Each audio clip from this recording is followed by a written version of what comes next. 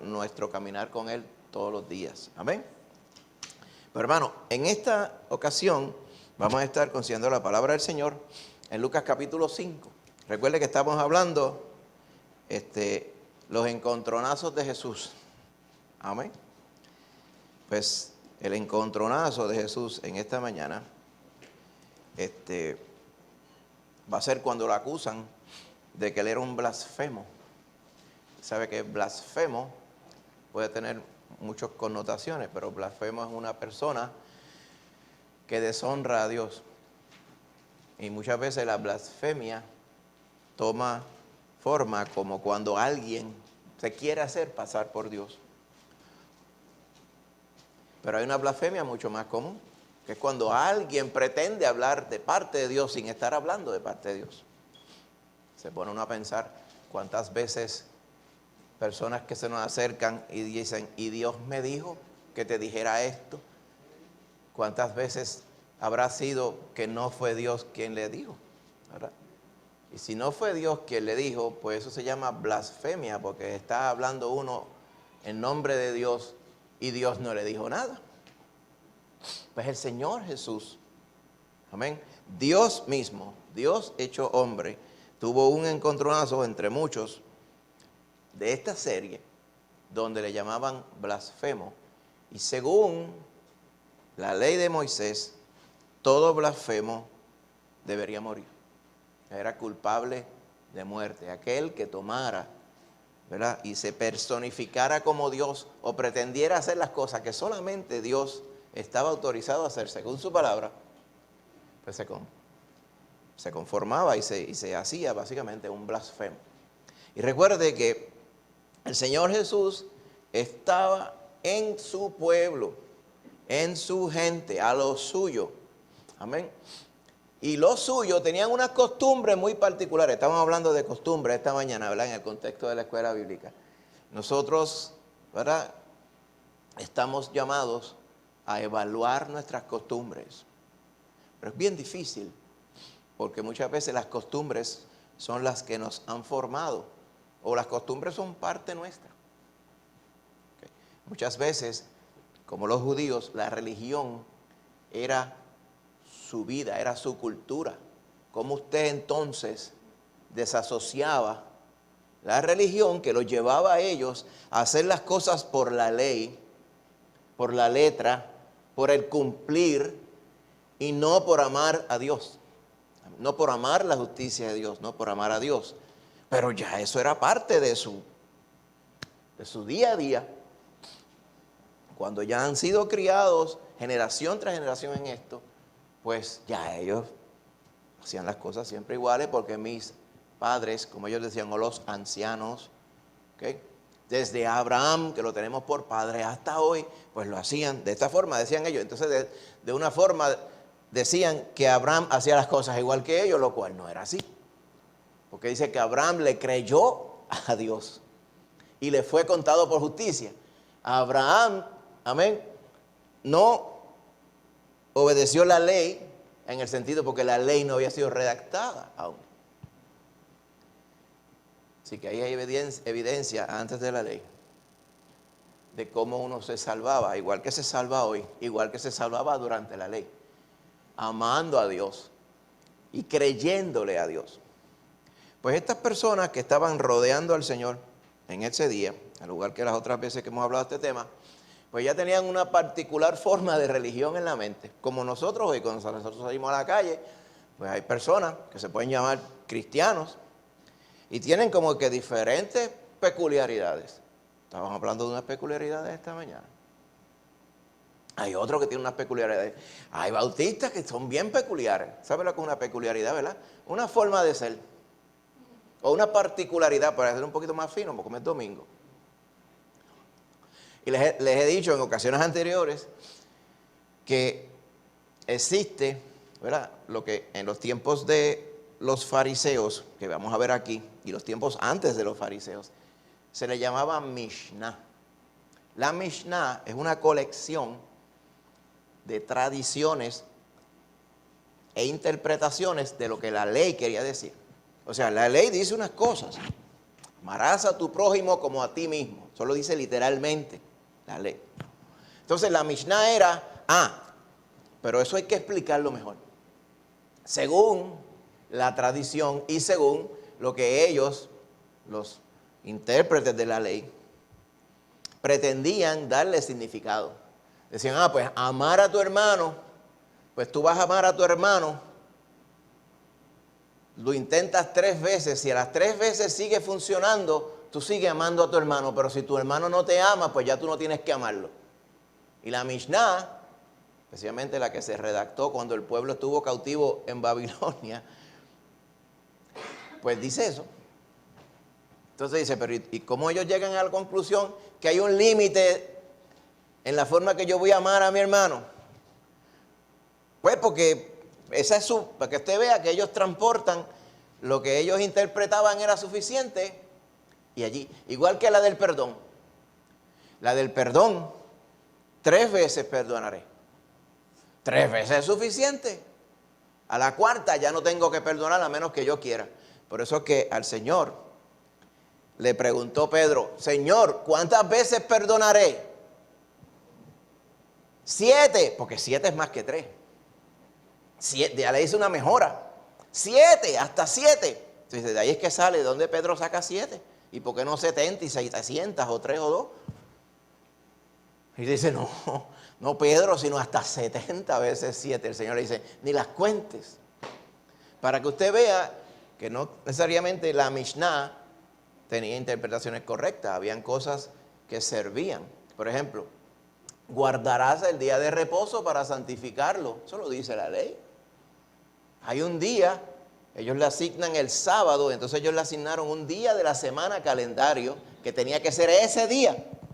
Pero ahora por la palabra de Dios en el Nuevo Testamento entendemos que es que el Señor quiere que nosotros, amén, descansemos y reposemos. Y no tiene que ser un día en específico.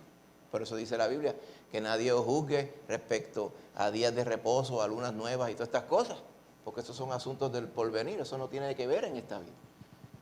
Sino es la intención del cesar y descansar y darle gloria a Dios lo que es importante. La Mishnah, por ejemplo, sobre el reposo, decía, bueno, ese día tú no puedes caminar más de 2 estadios. Estadios era una medida de longitud. 200 pies. No podías caminar más de 200 pies. Eso era lo que decía allí. Santificarás el día de reposo. Pues ellos lo tradujeron, entre muchas cosas, a no puedes caminar más de 200 pies. Decían, si se te cae un cabro en un boquete, pues triste por el cabro, tienes que esperar hasta el domingo. ¿Ves? Eso decían ellos. Y el mismo Señor Jesús le decía, ustedes son bien hipócritas. Si se cae el cabro suyo, usted no saca el suyo y dice que el otro espera hasta el otro día, pero el mío yo lo saco hoy. Porque eran cosas que ellos inventaban y esas estaban incluidas en su corazón. Yo les conté la Mishnah hoy sobre los ascensores en Israel, el sábado. Los ascensores no se pueden apretar los botones. Digo, yo los apretaba porque como yo soy un gentil, pues yo no tengo esa Mishnah de ellos. Pero los ascensores estaban programados para que usted se montaba y él iba parando en todos los pisos. Triste cuando usted estaba en el 20. Se tardaba hasta las Navidades en lo que llegaba allá arriba. Pero era por ley, era trabajo apretar un botón. ¿Por qué digo todo este paréntesis tan largo? Porque esa era la mentalidad que gobernaba a estas personas. Para ellos ya tenían la forma en que Dios iba a manifestar, ya estaba predicho, prescrito. Ellos veían las cosas que tenían que suceder. Si no suceden de esta forma, pues no es según la ley, según ellos la interpretaban. Hay que tener mucho cuidado con la Mishnah. A veces yo lo digo entre broma y serio, con la Mishnah bautista, porque hay Mishnah bautista. Hay Mishnah bautista que dicta los pelos que uno se debe poner, la ropa que uno se debe poner. O sea, es como una prescripción.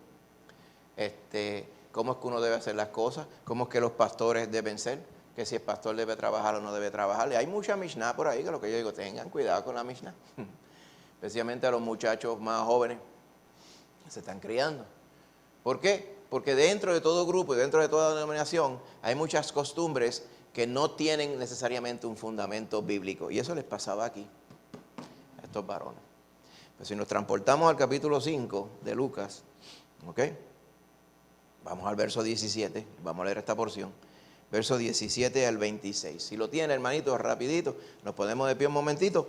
Estoy seguro usted habrá escuchado esta porción. Vamos a hacer una reseña bien breve, porque estoy seguro usted habrá escuchado esta porción anteriormente. Y vamos a ver la verdad de Dios que nos habla esta porción, ¿ok? ¿Y qué representa ello para nosotros? Amén. Verso 17, Lucas 5. Leemos todo. Dice: aconteció un día que él estaba enseñando y estaban sentados los fariseos y los doctores de la ley, los cuales habían venido de todas las aldeas de Galilea y de Judea y de Jerusalén, y el poder del Señor estaba con él para sanar. Y sucedió que unos hombres que traían un lecho a un hombre que estaba paralítico, procuraban llevarle adentro y ponerle delante de él. Pero no hallando cómo hacerlo a causa de la multitud, subieron encima de la casa y por el tejado le bajaron con el lecho, poniéndole en medio delante de Jesús. Al ver él la fe de ellos, le dijo: hombre, tus pecados te son perdonados. Entonces los escribas y los fariseos comenzaron a cavilar diciendo: ¿quién es este que habla blasfemias? ¿Quién puede perdonar pecados sino solo Dios? Entonces, conociendo los pensamientos de ellos, respondiendo les dijo: ¿qué caviláis en vuestros corazones? ¿Qué es más fácil decir: tus pecados te son perdonados, o decir: levántate y anda? Pues para que sepáis que el Hijo del Hombre tiene potestad en la tierra para perdonar pecados, dijo al paralítico: a ti te digo, levántate, toma tu lecho y vete a tu casa. Y al instante, levantándose en presencia de ellos y tomando el lecho en que estaba acostado, se fue a su casa glorificando a Dios. Y todos, sobrecogidos de asombro, glorificaban a Dios, y llenos de temor decían: hoy hemos visto maravillas. Señor, bendice tu palabra santa y que ella nos ilumine, nos instruya, Padre Santo, nos corrija, nos bendiga, Padre Santo, y nos permita conocerte más y amarte más. Que la pongamos por obra, Señor. Gracias te damos y lo pedimos en el nombre de Jesús. Amén.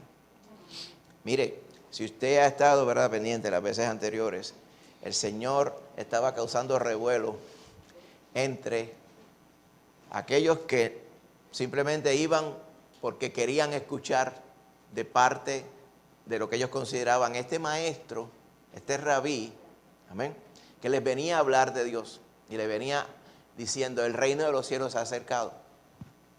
Pero había otro grupo, varios grupos, otro grupo que ya se estaba aclimatando a seguir donde quiera Jesús fuera para tratar de capturarlo en algo que iba contrario a la religión de ellos. Créame, garantizado 100%, si fuera usted y usted está hablando palabra de Dios por la Biblia y viene alguien y le escucha y va a ver cómo lo que usted dice por la Biblia va en contra de su religión, siempre van a ver como 100 cosas por minuto. Por lo tanto, usted siempre va a caer pesado o antagonista con lo que la religión o los religiosos creen.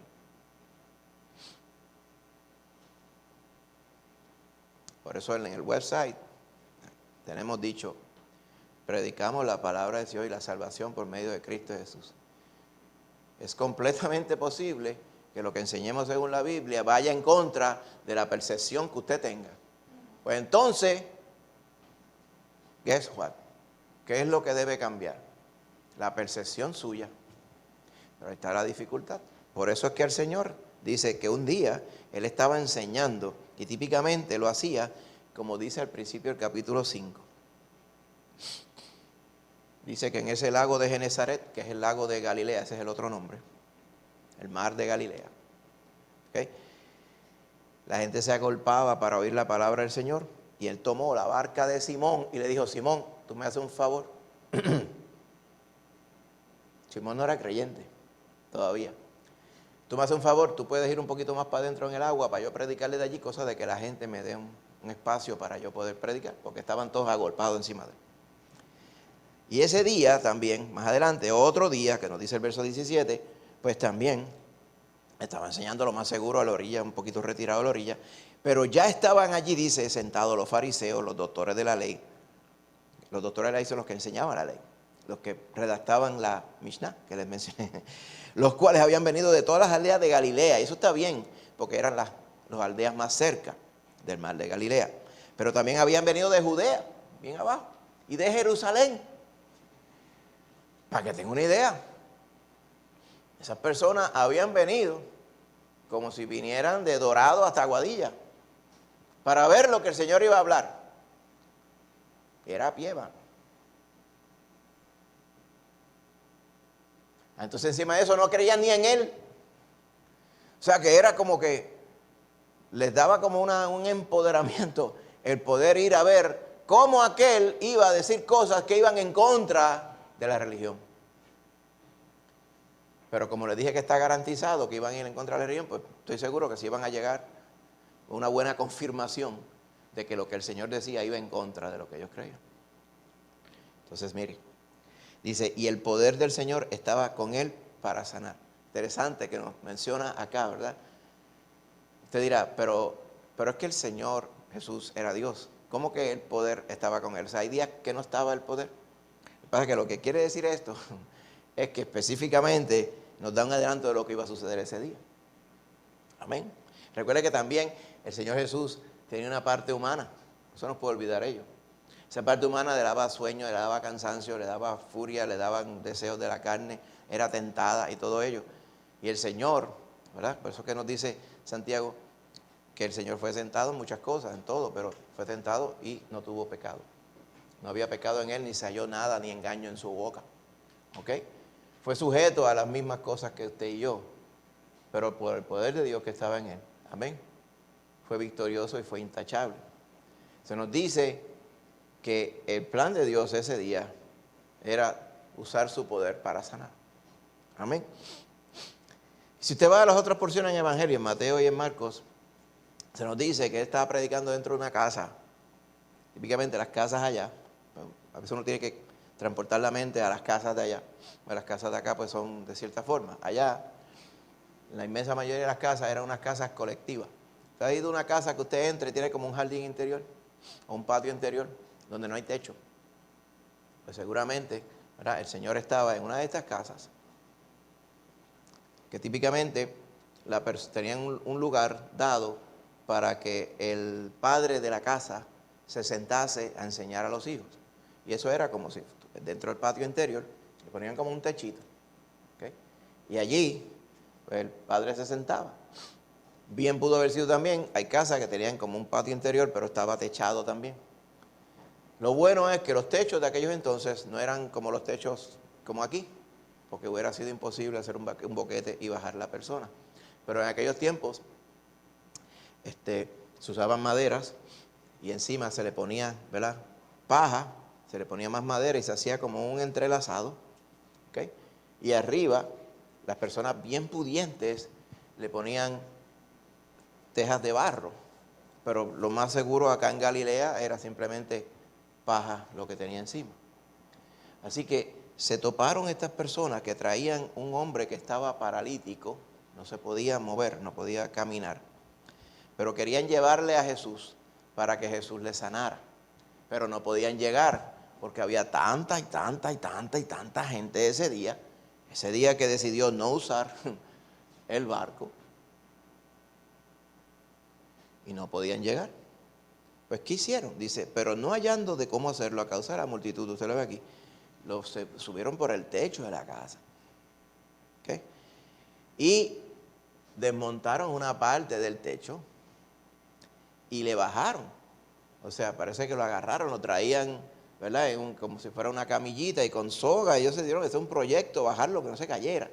Y lo bajaron y lo pusieron delante mismo, delante de Jesús. O sea, se les coló a todo el mundo este varón, porque los amigos lo colaron y lo pusieron frente al Señor. Amén. Estoy seguro que mientras estaban todos allí, pues tú vas desmontando el techo, pero el que está al lado participa, le caen cantos. A lo mejor cayó un canto de palo y cayó para acá, cayó la paja por acá, y tierra y sucio, y todo eso que se acumula en el techo, caería la gente dice, pero ¿qué está pasando aquí? Porque esta gente no hace en turno. Pero se maravillarían seguro cuando estaban bajando a aquel varón que no podía caminar. Y estoy seguro, La inmensa mayoría de los que estaban allí conocían quién era. Dirían, mira, este es fulanito. Dirían, si fuéramos nosotros, bendito, mira, que es que él no puede caminar, pero mira, fulano, fulano y sutano lo han traído. Y lo pusieron delante de Jesús. Amén. Ahora, nosotros, ¿verdad? Típicamente pensaríamos, lo que se nos habla de este varón era que era paralítico. Lo que usted ve por encima, rápido, la persona tenía una condición de salud severa. No se podía mover. Cuando todos le ven frente a Jesús, lo que típicamente sucedía, experimentado por muchos allí, por testigos, el Señor, cuando veía a alguien enfermo, le sanaba. Amén. Mire el verso 40, capítulo 4. Al ponerse el sol, todos los que tenían enfermos de diversas enfermedades los traían a él, y él, poniendo las manos sobre cada uno de ellos, los sanaba. También salían demonios de muchos, dando voces diciendo, tú eres el Hijo de Dios.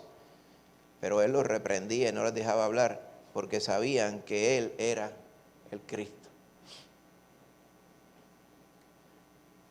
Amén. Es gozoso y triste lo que dice aquí. La gente no sabía que era el Cristo, muchos de ellos, pero los demonios sí. ¿Quién era el Cristo? El Mesías, amén. El Dios encarnado. ¿Por qué él no dejaba que los demonios anunciaran que él era el Mesías? Porque él quería que la gente lo viera y lo creyera por sí mismos. No porque alguien se lo dijo, y mucho menos un demonio. Nos transportamos nuevamente al capítulo 5. Las personas ciertamente estarían esperando que Jesús lo primero que hiciera era ¿qué? Sanar al paralítico. Pero dice el 20 que cuando el Señor se percató de la fe de ellos, y en ellos incluye también al paralítico, amén, le dice, hombre, tus pecados te son perdonados. Específicamente al paralítico. El Señor percibe, amén, lo que está en el corazón del paralítico, aún desde antes que otros lo perciban. Muchos podrían pensar, hoy día, mucha gente diría, ay, ese hombre como es paralítico, la mente de nosotros, diferente a la de los judíos, ese hombre como es paralítico, ay, las está pagando en carne aquí, las está pagando en esta tierra. ¿Te has escuchado decir eso? Que las maldades las está pagando ahora, por lo tanto no las tiene que pagar después. Yo me criaba, decían eso. Ay, ese sí que sufrió. Ay, ese tiene que estar en la gloria ya. Y decía, pero ¿de dónde sacan una noción como esa? Si fuera esto en Aguadilla, en este tiempo, ¿verdad? Dirían, a ese hombre no puede tener pecado. Porque bendito, mira si eso es un alma de Dios, diríamos. Míralo ahí, tirado. Él lo único que necesita es que lo sanen, ¿verdad? Nos transportamos nuevamente a la mentalidad de los que estaban viendo esta escena cuando sucedió. Ellos tenían una mentalidad completamente diferente. Ellos decían, fulano es leproso, como el que está en el verso 12, que sucedió que estando él en una de sus ciudades se presentó un hombre lleno de lepra, el cual viendo a Jesús se postró con el rostro entre ellos y le rogó diciendo, Señor, si quieres, puedes limpiarme. Le dijo si quieres, porque era una vergüenza para él pedirle a alguien que lo limpiara, porque los leprosos, según la costumbre, eran leprosos por una gran razón. ¿Por cuál? Porque ellos eran pecadores y pecadores de los malos. Por lo tanto, Dios los había castigado con lepra. Por eso él le da vergüenza pedirle al Señor que lo limpiara. El Señor por eso le dice, sí yo quiero, sé limpio. Cuando los judíos ahora ven que bajan este hombre, está paralítico al frente, dicen en su corazón, este sí que es malo de verdad. Porque allá conocemos uno que lo que tiene es un brazo así que no se mueve. Pero este no se mueve nada. Quiere decir que este sí que es malo de verdad. Este sí que se hartó pecando. O sus papás, porque te acuerdan aquella vez de aquel ciego. Señor, ¿quién pecó? ¿Este? O sus padres para que haya nacido ciego. Mira la exageración. Si era posible que él pecara, era en el vientre de la mamá para nacer ciego. ¿Cómo un bebé va a pecar en el vientre de la mamá?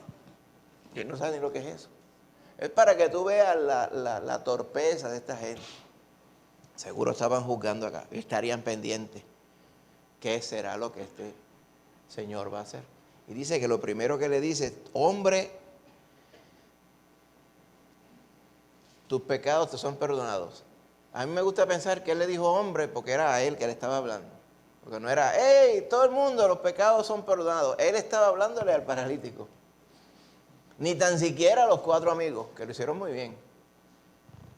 Al varón que estaba en necesidad, él identificó cuál es la primera necesidad. Y la primera necesidad es salvar nuestra alma. El problema que tenemos todos es un problema de pecado, hermano. Yo sé que las dolencias y las cosas, ¿verdad? Chavan la vida, como uno dice.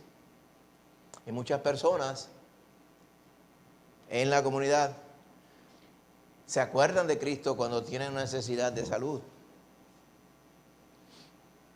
De hecho, no sé si ustedes recuerdan una vez una anécdota, que me acuerdo que nosotros vimos una guagua de una iglesia que decía, Jesús sana. Y yo decía, bueno, si querían poner un verso bíblico, o una cita bíblica, o una verdad acerca de Jesús, hay tantas cosas más importantes que Jesús sane. De hecho, hubo otra guagua que vimos, que tiene un montón de atributos del Señor. Sanador y un montón de otras cosas más, menos salvador. Lo tenía así alrededor de la guagua. Yo decía, pero ¿y dónde está Salvador aquí? Porque eso es lo primero. Pero 20 cosas, tenía un montón de nombres del Señor, todos ciertos. Admirable, consejero, allá citaron Isaías completo, todo eso, pero no tenía Salvador. Entonces uno dice, pero ¿será el mismo? ¿Será el mismo Cristo bíblico que vino a buscar y a sanar lo que se había perdido, o a buscar o a salvar lo que se había perdido? Entonces nosotros, la humanidad se le olvida que su problema no es un problema de salud, no es un problema financiero, no es un problema amoroso relacional, porque me están dejando o se están divorciando de mí. No es un problema de que nadie me quiere. No, eso no son problemas. Serán situaciones difíciles. El verdadero problema es cuando uno está perdido en pecado. Mira a Nicodemo, Juan capítulo 3. A Nicodemo lo consideraban, que decía, ay, cuando yo sea grande, ay, yo quiero que mis hijos sean como unos nicodemitos también. Sí, porque que Nicodemo, ¿quién no quería ser como Nicodemo? Era miembro del Sanedrín, de la junta principal. Seguramente era bien pudiente. Y la gente, como dirían hoy día, no encontraban dónde ponerlo. Por el buen ejemplo que aparentaba ser. ¿Quién no quería que los niños, cuando cumplieran los 12 años, le celebraran el bar mitzvah, como vimos la semana pasada con el Señor Jesús, dijeran, ¿qué quieres tú que Jehová haga con el niño? Ay, un Nicodemito, yo quisiera. Cuando Nicodemo fue a ver al Señor, Rabí, vine, porque dicen que de verdad tú hablas la palabra de Dios. Te digo que es necesario que nazcas de nuevo. Casi ni lo saludó. Porque es que la necesidad imperiosa y rápida, y hay que apurarse, que tienen todos, es asegúrese de que usted se salvó por la fe en Jesús. ¿Es que me escucha? Porque hay tantas cosas y tantas razones por las cuales muchas personas se allegan a donde ellos entienden están predicando la palabra del Señor y predicando a Jesús. Pero no se allegan por salvación, se allegan por un montón de cosas más. Ahora, yo estoy seguro, a este varón lo trajeron porque estaba enfermo. Por eso cortaron camino y se lo pusieron al frente a Jesús. Y la palabra del Señor es deliberada. Lucas dice deliberadamente, ese día era un día de sanidad especial, porque el poder de Dios estaba con él para sanar. Pues uno lo lleva, si uno va envuelto en la narración de Judas, dice, lo va a sanar de un jalón delante de todo el mundo. Amén. Eso es lo primero que va a hacer. Y de momento que uno dice, hombre, tus pecados te son perdonados. Entonces uno diría, pues caramba, sí. Yo creo que es bueno que le perdone los pecados primero, pero eso lo dice uno después que ha cogido, ¿verdad?, 40 cantazos de la Escritura. Y uno dice, cierto, el Señor hizo lo correcto aquí. Pero nosotros en nuestra humanidad, lo que vemos primero es lo que dicta e interpreta la necesidad que hay. Cuando lo ven paralítico dicen, pues lo que necesita, lo primero que necesita es que lo sanen. Porque usted sabe, los pecados no se ven. ¿Usted puede ver los pecados míos? No me diga que vestir de azul es un pecado, porque hay gente que a lo mejor dice que vestir de azul es un pecado.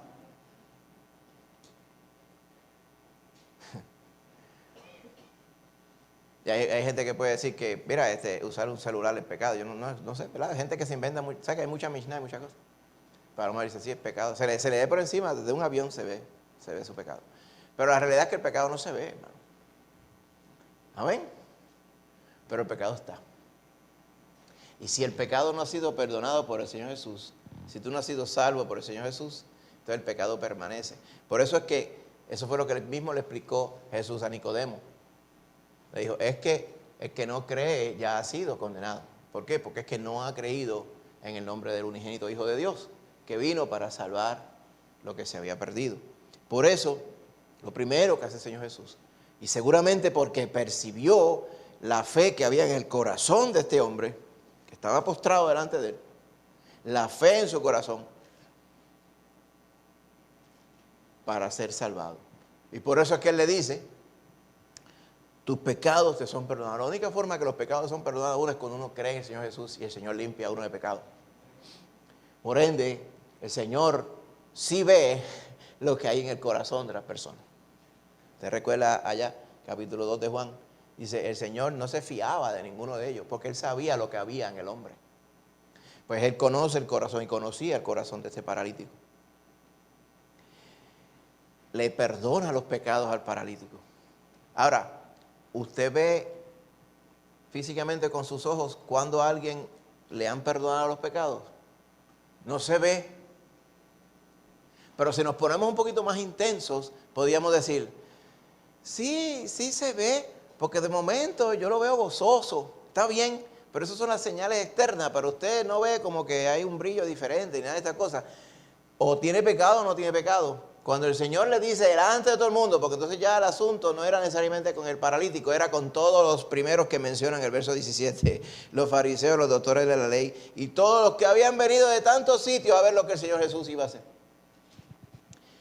Por eso el Señor, viendo la necesidad de salvación que hay en ese varón, le dice, tus pecados te son perdonados.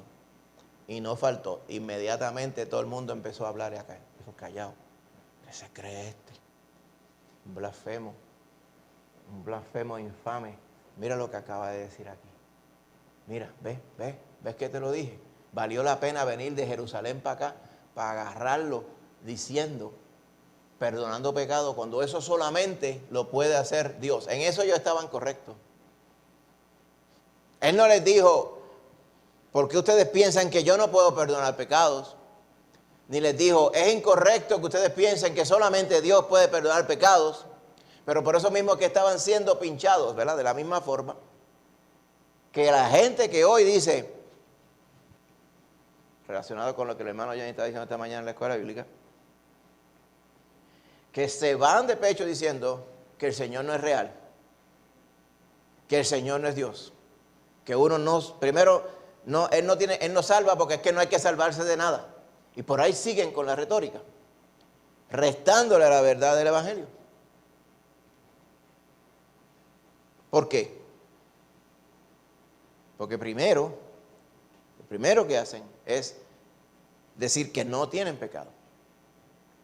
Y si no tengo pecado, pues yo no hago mal a nadie, pues yo no necesito salvación. Por eso Juan, sus cartas decía, si decimos que no tenemos pecado, le hacemos a él mentiroso y su verdad no está en nosotros. Por eso, estas personas entendían, ¿verdad?, que si alguien tenía pecado, pues el único que se lo podía perdonar era Dios. O sea, el Señor le estaba encajonando diciendo, mira, si yo le he dicho a este hombre, tus pecados te son perdonados, aquí hay dos posibilidades. O yo puedo perdonar pecados, o no puedo perdonar pecados. No hay más ninguna. O yo soy, como ustedes dicen correctamente, Dios, porque puedo perdonar pecados y los puedo perdonar. O yo soy como ustedes, como cualquier hijo de vecino, y me estoy haciendo pasar por Dios y soy un blasfemo entonces. Y así mismo es que se presenta el Señor Jesús ante todo el mundo hoy, hermano. Lamentablemente hay muchas personas que consideran a Jesús como muchas otras cosas. Ahí usted ve, maestro, filósofo, revolucionario, hasta político, vaya usted a ver, un gran rabino. La samaritana, Señor, me parece que tú eres un profeta. Y muchas otras cosas, que es la música de algunos, como dicen, Cristo es mi música, dicen algunos. O Cristo es copiloto, usted lo ha visto también. O Cristo es sanador. O Cristo es el que me entiende, es el entendedor. Y 20 cosas más. Y le dan mucha vuelta alrededor de todo, pero no llegan a creer ni a confesar que el Señor es Dios. Digo esto porque parecería que no es tan importante, porque qué nice es, ¿verdad?, que se nos pare alguien al lado y diga, ay, el Señor es mi maestro. Inmediatamente tú piensas, este es cristiano. Yo, quizás porque yo soy así maniático, cuando alguien se me para al lado y me dice, el Señor es mi guía, yo pienso, estamos en una excursión, porque tiene un guía que se llama Jesús. Y me da como esa manía, y no le niego que me prejuicio, porque es que yo he visto, hermano, que el que conoce a Cristo de verdad, le dice, Él es mi Señor y mi Salvador. Esos son los nombres apropiados del Señor. Todos los otros vienen después, que Él es tu Señor y tu Salvador. Y son reales. Él es tu sanador. Amén. Usted vio el nombre de la ciudad. Lo estuvimos viendo allá en el viernes, ¿se acuerda? Que el Señor le pone el nombre suyo a las cosas. La ciudad allá en los cielos nuevos, ¿verdad?, en el milenio se llama Jehová Sama. O sea, Jehová está allí. La presencia de Dios es real. La presencia de Dios aquí en esta escena era real. Pero ¿de qué valiera o de qué valía que era real si muchos de ellos, la mayoría, no creían en Jesús? Y más adelante se evidencia en todas esas multitudes que él arrastraba, que no lo dejaban ni respirar. Dice que él se tenía que apartar a lugares lejos. Y decía, wow, que muchos cristianos había en ese tiempo. Como los cristianos que llenan estadios grandes hoy y hacen ola. Como la comunidad cristiana fuerte que hay en Facebook. Sí, que hay mucho de Papito Dios y muchas de esas cosas en Facebook. Y muchas cosas así, de mucha estampa y muchas cosas de lo que es por encimita. Usted lo nota, es por encimita. Solamente por las palabras que dice, esta persona no conoce al Señor. Es triste eso. Y hoy día se ha estampado y perpetuado la liviandad esa de, yo soy 20 cosas más y soy cristiano también. Claro. Y soy cristiano de Facebook. El hermano Jay entró a Facebook. ¿Sabe qué yo hago? No entro a Facebook. Por eso mismo. Porque es que es una cosa que si usted entra, sigue entrando si usted quiera. Yo no estoy diciendo que no entre, eso soy yo nada más. Lo que a veces veo allí, lo que veo es hipocresía hasta la quinta potencia. Y yo no tengo tiempo para esas tonterías. Pero es tan superfluo todo esto, especialmente en estos tiempos, peores que antes, hermano, peores que estos tiempos de aquí, por lo mismo de las redes sociales y todas estas cosas, y por el énfasis de que hoy todo el mundo crea lo que le da la gana, está bien, hay que dárselo por bueno, ¿ok? Hay que dárselo por bueno. Si él se cree que él no es varón ni hembra, pero es un ratón, pues hay que dárselo por bueno también. Sí, entonces, pero pasado mañana a lo mejor soy un gato. Y hay que dárselo por bueno también, porque esa es su identidad. O sea, yo dije, wow, pero como la gente hoy, todo está bien. Literalmente, como decían las canciones, se vale todo. Y las personas, si quieren creer en lo que sea, hay que dárselo por bueno y no se le puede refutar. Y ahí que está el problema. Fíjese si no es obra del diablo. El diablo dice a la gente, deja a la gente quieta, no digas nada. El que está quieto se deja quieto. ¿Te acuerdas que eso le enseñaba a uno con chiquito? ¿No le enseñaron eso? El que está quieto se deja quieto, no lo está cucando. Entonces, en muchos países ya se ha prescrito que usted hacer prosélito, o sea, usted predicar lo que usted está convencido es la verdad a otro, es un pecado, ¿cómo se dice? Es una infracción, es un delito menos grave. Que lo cojan predicándole Cristo a usted a Cristo a otro. Mire qué cosa. O sea, a ese término, y se va a prescribir y se va a proscribir, por así decirlo, el asunto de predicar a Cristo. Estamos llegando a esos tiempos, hermano. Porque las personas quieren que los dejen quietos en su error. Mira eso. Pues este varón lo llevaron allí de que para sanarse, y lo que el Señor hizo es lo primero. Este varón tiene fe en mí, yo le voy a perdonar los pecados. Mire, ahí se lo podían llevar. Pero mucha gente diría, pero ¿y a qué vino este? Tanto trabajo para que le perdonaran los pecados. Y porque a veces las personas que son ignorantes dicen, casi nada, perdonar los pecados, el que sabe lo que es. Dice, porque la paga del pecado es muerte. A ese hombre lo habían librado de la eternidad en muerte completa.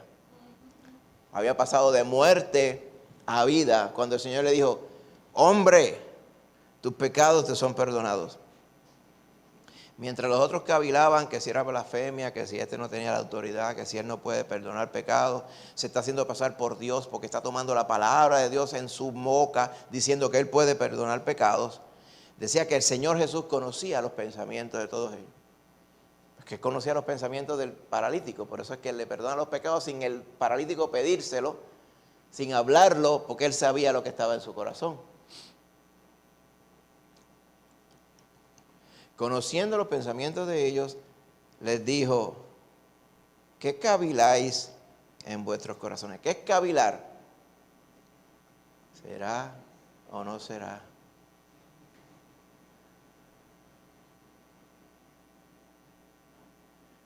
¿Pero por qué le perdona los pecados a este hombre? ¿Será que es Dios? Porque nosotros lo hemos visto hacer milagros. No puede ser, no puede ser. Y ahí estaban, para aquí para allá, cavilando y hablando y chismoseando en su corazón. Y él le dice y los confronta con el meollo de todo. El perdonar pecados no se ve. Es bien fácil decir, como él lo dijo, hermana, los pecados le son perdonados. ¿No iba usted a meterse en una caja con un cura en la iglesia a confesarse antes? A mí me dijeron, pues mira, tienes que hacer la primera comunión. Me dijeron allá en el colegio católico donde yo estaba en Santo Domingo. Pero con acento así, pues, has de hacer la primera comunión, hijo. Y entonces, pues como uno no sabía nada, pues hubo que comprar pues, el kit, la sotana, una cruz de palo con una soga y todas esas cosas. Entonces, le ponían uno un gojo de eso como de Ku Klux Klan hasta el momento que se confesaba. Cuando se confesaba le quitaban el gojo de Ku Klux Klan. Eso está fuerte, ¿verdad? No diría, ese gojo de Ku Klux Klan, pues si lo vieran así, le pueden echar bastante papa frita adentro, pero no hicieron eso tampoco. Pero un gran cono de papa se lo hubieran hecho. Me cogían diciendo eso ese día. Me tiraban en el río. Pero qué clase de necedad y de ignorancia. Entonces me metieron, que me pusieran la fila para ir a donde el cura, porque tenía que ver una confesión antes de hacer la primera comunión. Pues yo no fui donde el cura nada. Entre la confusión que había de haciendo fila para aquí para allá, para aquí para allá, de momento yo hice y me puse en el grupo de los que ya habían pasado por las confesiones. Y seguimos para adelante y por allá, pues que todos aquí os habéis confesado, pues vamos a proceder. Y entonces pues ahí fue, me dieron la galletita aquella y ya yo hice la primera comunión. ¿Qué pasó en mí? Nada. Pues eso son puras tonterías, hermano. Usted quiere tener comunión con Cristo, arrepiéntase de sus pecados, conviértase a Cristo, pídele perdón por sus pecados y Él le salve, le perdona sus pecados. Pero usted no se salva por comerse una galletita. Porque usted no se está comiendo a Cristo. Eso sí que es blasfemia, de verdad. ¿Usted quiere ver blasfemia? Eso sí es blasfemia. Decir que Cristo es una galleta. ¿Qué cosa es esa? Eso está fuerte, de verdad. Y después las galletas que sobran las guardan en un galletario que lo tienen en el altar, que le llaman el lugar santísimo. Mire, ¿usted sabe cuál es el lugar santísimo? ¿Sabe cuál es? Usted es el lugar santísimo. Le da miedo eso, ¿verdad? A mí me da miedo también. El lugar santísimo somos nosotros. ¿Usted lo estuvo viendo esta mañana? ¿Para qué el Señor iba a enviar al Espíritu Santo? Para que morara en nosotros. Pues Dios morando en nosotros. Nosotros somos el lugar santísimo. No es una caja de metal que tiene un montón de rayos de metal así saliendo. Y como las galletas son Cristo, pues uno no los puede botar. Hay que guardarlo en el galleta storage. Me lo ponen aquí. Si parece como que yo no tengo respeto por esas cosas, es lo cierto. Yo no tengo respeto por esas cosas, pero son puras patrañas y tonterías. Engaños de Satanás, doctrina de demonios. Eso es lo que es eso. Y muchas personas, al igual que estos fariseos aquí, estaban envueltos. Ellos pensaban que era doctrina de Dios lo que ellos creían. Pero ¿cómo va a ser doctrina de Dios lo que le impide a usted conocer a Dios? No puede ser. ¿Está viendo?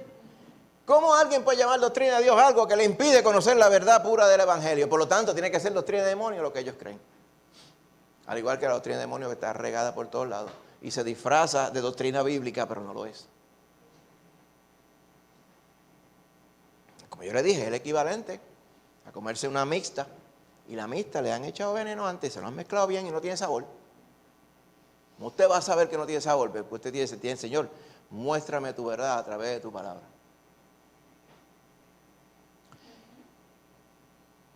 Por eso les dice, volviendo aquí, ustedes que no creen en mí, piensen, usen la mente. ¿Qué es más fácil decir? Hombre, te perdono los pecados, que no se ve, que cualquiera de ustedes lo puede decir y no le cuesta nada, a menos, bueno, le puede costar que lo apedreen, pero en el momento no le cuesta nada. ¿O qué es más fácil decir? Levántate y anda. Ellos estarían pensando, así se siente cuando me están pinchando delante de todo y me están poniendo en vergüenza. Digo, ¿será que este varón lo va a sanar? O sea, a los ojos de ellos hizo lo fácil e iba a hacer lo difícil ahora, sanarle. Y por eso le dije, pues para que usted vea que el Hijo del Hombre, Él tiene poder en la tierra para perdonar pecado, le dijo al paralítico, porque era con el paralítico, dice, levántate, toma tu lecho y vete a tu casa. Dice, al instante, sin terapia, Luis. Sí, porque uno se puede sanar, pero necesita 800,000 terapias en lo que camina, en lo que coordina otra vez. No, este salió brincando, dice. En la presencia de ellos tomó el lecho, porque los lechos típicamente era como un rollo, ¿verdad? De tela hecho, y esos eran portátiles, era como un sleeping bag, para que usted vaya entendiendo. Enrolló el sleeping bag, se lo puso aquí, y se fue a su casa glorificando a Dios. Yo estoy seguro le daría las gracias al Señor. Ay, Señor, muchas gracias, pero déjame ir por ahí, porque yo tengo que contarle esto a la gente, lo que tú has hecho conmigo. Se fue a su casa glorificando a Dios. O sea, era todo sanidad, terapia y todo ese día. Este varón, en menos de un minuto, el Señor lo puso nuevo, completo. Le perdonó su pecado, le regaló la vida eterna y le sanó su dolencia.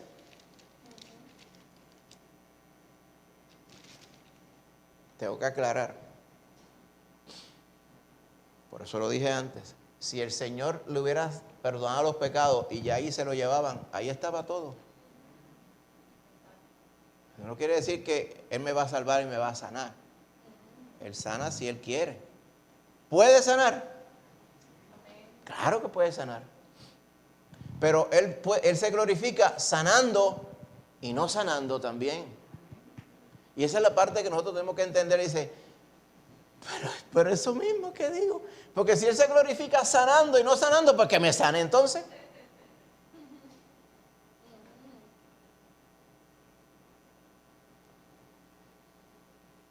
Pero Él decide si va a sanar o no, porque Él se va a glorificar como quiera. Pablo le pidió eso, nos lo narra en 2 Corintios. Dice, ese varón que yo conozco, que fue llevado al tercer cielo, era él. Dios me dio el privilegio de ver cosas inefables. O sea, en el momento que yo las vi, las entendí. Pero cuando Dios me regresó aquí a la tierra, la mente no me da a mí. Eso es lo que Él quería decir, no me da a mí. Yo sé que son unas cosas, pero maravillosas, pero yo no las puedo contar. Dios, qué privilegio me dio el Señor.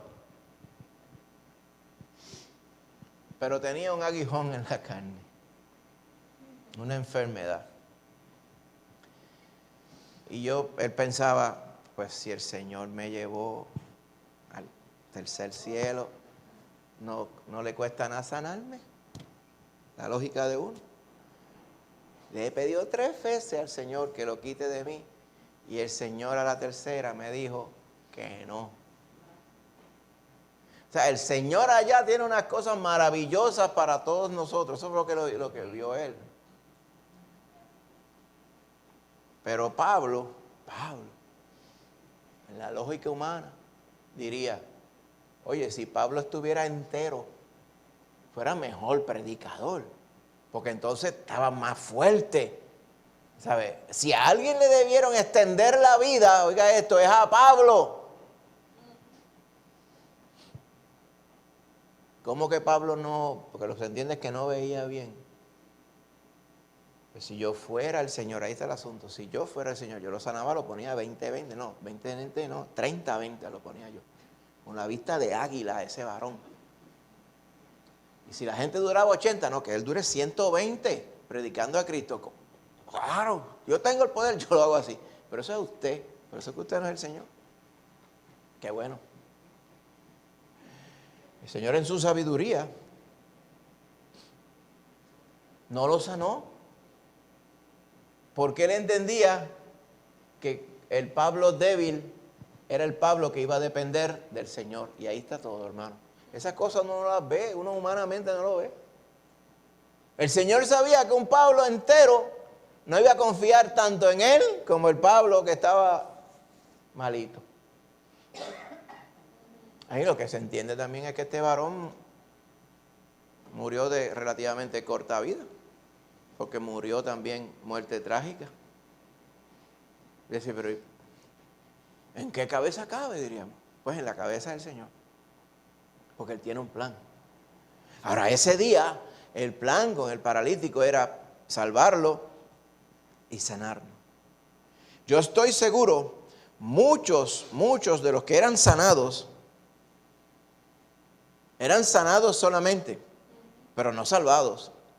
¿Sabe que el Señor puede sanar aún a personas que no se salvan?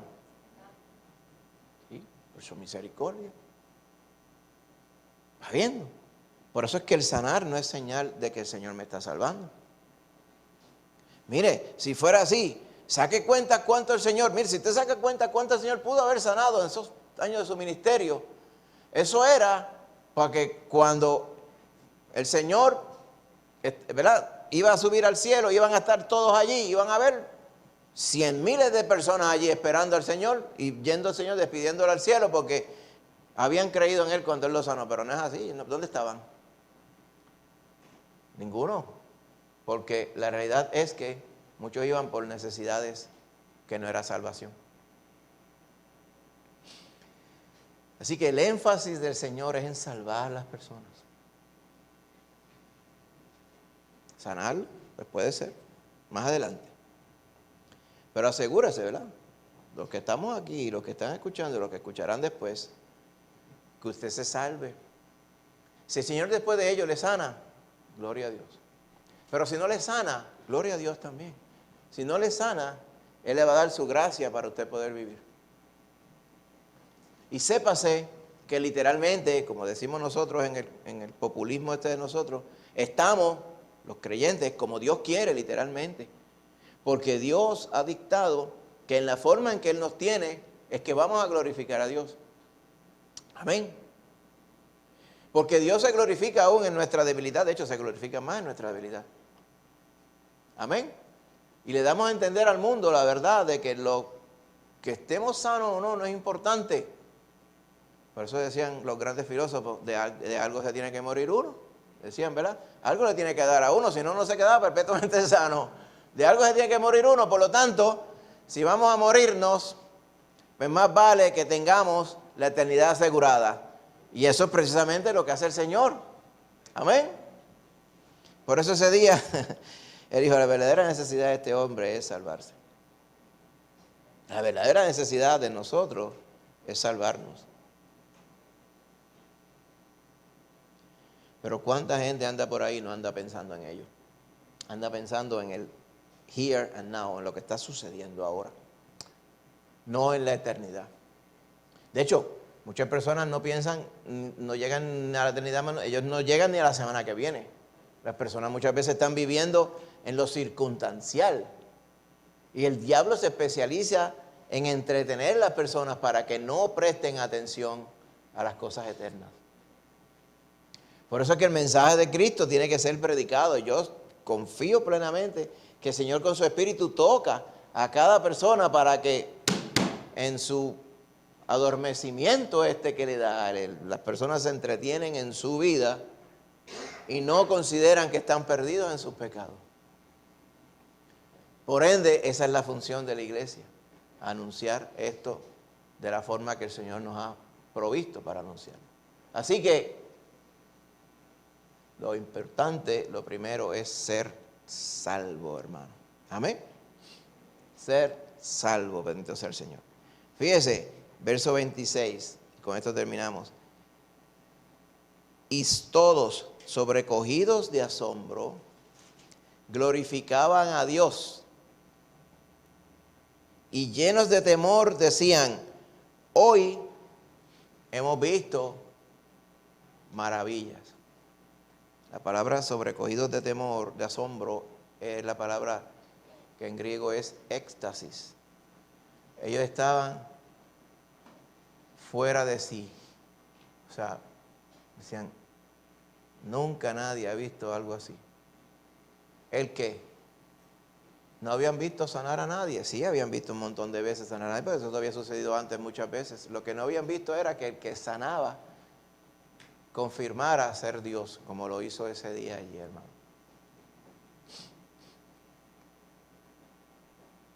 ¿Usted ha escuchado esto de, es que En ningún lugar de la Biblia cogimos a Cristo diciendo que Él era Dios.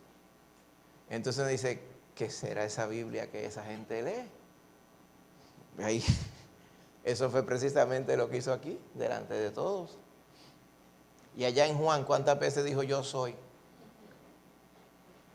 Si ustedes no creen que yo soy, no podéis tener vida en vosotros, pues ahí está también. Todo la palabra, como decíamos, toda la profecía y todo lo que dice la Biblia es para guiar a Cristo, a Dios hecho hombre, que nos murió en la cruz y nos salvó a todo aquel que cree. Amén. Así que tantos pasajes que hay en la Biblia que ilustran que Cristo es Dios. Y si es Dios, pues el Señor llama a que todos crean en Él, hermano. Vamos a estar de pie, hermanito. Amén. ¿Usted vio que no se mencionan a los fariseos más? ¿Qué pasó con ellos ahí? Como dirían aquí, vámonos por aquí, que por aquí es más cerca. Que no dijeron más nada. A mí me gusta pensar que si habían 50 fariseos allí, que por lo menos uno o dos hayan dicho, me voy a comer el orgullo, voy a echar fuera la tradición y voy a creer en Jesús. Amén. Voy a creer en Jesús para salvación. Me gusta pensar eso, amén.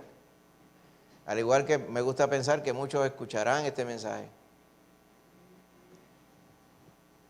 y digan, bueno, yo tengo unas costumbres, tengo unas presunciones, yo lo voy a echar para afuera, voy a creerle a la palabra del Señor. Amén. Padre Santo, Señor, te damos gracias en esta mañana. Gracias por darnos esta bendición de poder estar en tu casa. Gracias por la bendición que hemos recibido ya desde levantarnos en este día, por la que hemos recibido aquí en tu casa, por la que falta del día de hoy también, porque tú eres bueno. Te pedimos ahora que esta palabra la podamos meditar en nuestro corazón y que nos siga bendiciendo, Señor, más allá, al meditar en ella, y que la pongamos por obra, mi Señor. Padre Santo y bueno, te pedimos por la salvación de tantos que están engañados, que están aturdidos, que están deslembados en tantas cosas de la vida. Y tú tocas a sus puertas, tú tocas a su corazón, pero andan tan deslembados, mi Señor Jesús, que no atienden al toque de tu Espíritu Santo. Ayúdala, Señor, ten misericordia de ellos como la tuviste de nosotros, para que atiendan lo que es realmente importante y salven su alma, mi Señor Jesús. Y a nosotros ayúdanos como instrumentos, Padre, a ser así con todos los que están perdidos. Ayúdanos, Señor, a serte fieles, Padre Santo. Glorifícate, Señor Jesús, en este día. Ayúdanos, Señor, al salir de aquí, que vayamos bien. Y que también, Padre Santo, podamos honrarte a sí mismo en el resto de este día, Señor, a lo largo de la semana. Y tráenos con bien, Padre Santo, martes, jueves, sábado, Señor, y el domingo de vuelta. Ayúdanos, Señor, en todo, Padre. Gracias, Señor, te damos y te pedimos esto en el nombre de Jesús. Amén. Amén, hermanito. Dios me les bendiga. Les vemos entonces el martes. Que Dios me les bendiga a todos. Amén.